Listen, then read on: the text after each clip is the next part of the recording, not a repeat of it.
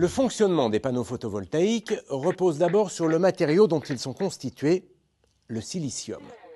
C'est un élément que l'on retrouve en abondance sur Terre puisqu'il est extrait de la silice contenue dans le sable.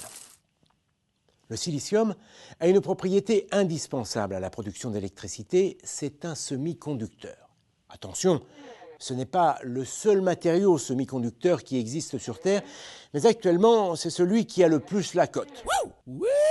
Ça va, pas la peine d'en rajouter non plus. Revenons à la fameuse propriété du silicium. Comme toute la matière qui nous entoure, le silicium est constitué d'atomes. Un atome, c'est un noyau de particules autour duquel gravitent des électrons, des charges négatives. Quand les panneaux photovoltaïques sont exposés à la lumière, les électrons du silicium s'agitent dans tous les sens. Ils passent d'un atome à l'autre. Pour autant, ça ne fait pas un courant électrique. Un courant électrique, c'est une circulation d'électrons dans un sens bien précis. Pour obtenir ce courant, on va doper le silicium. Mais non, pas comme ça. Le dopage du silicium est une opération qui consiste à obtenir d'un côté un surplus d'électrons et de l'autre un déficit d'électrons. On crée ce que l'on appelle une tension électrique.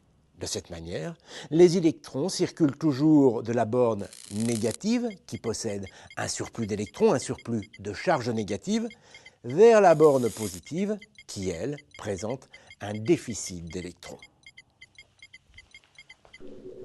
Finalement, c'est ce qui se passe avec une pile et c'est exactement ce que l'on cherche à reproduire avec des panneaux photovoltaïques.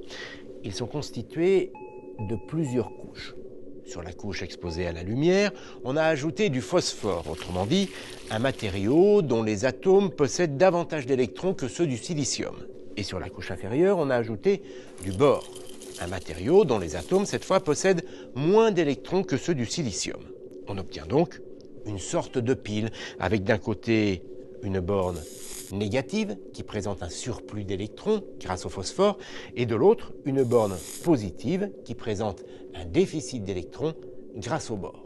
Il suffit ensuite de relier les deux bornes avec un fil conducteur, de placer sur ce fil une ampoule par exemple, et dès que le soleil vient frapper les panneaux, les électrons du silicium se mettent à circuler en alimentant au passage l'ampoule. On obtient un courant électrique. L'avantage, c'est que c'est inépuisable. Dès que le soleil brille, les panneaux photovoltaïques se mettent à produire du courant électrique. Vous l'avez compris, avec les panneaux photovoltaïques, ce n'est pas la chaleur du soleil que l'on recherche, mais son rayonnement. Voilà pourquoi le photovoltaïque est une solution parfaitement adaptée quel que soit l'endroit où l'on habite en France. Certes, la couverture nuageuse va diminuer le rendement des cellules photovoltaïques, mais malgré la présence des nuages, elles vont continuer à produire de l'électricité. La preuve, c'est en Allemagne qui à ce jour possède le plus grand parc photovoltaïque en Europe que l'on produit le plus d'électricité d'origine photovoltaïque. Or, entre nous, l'Allemagne n'est pas spécialement réputée pour sa météo ensoleillée.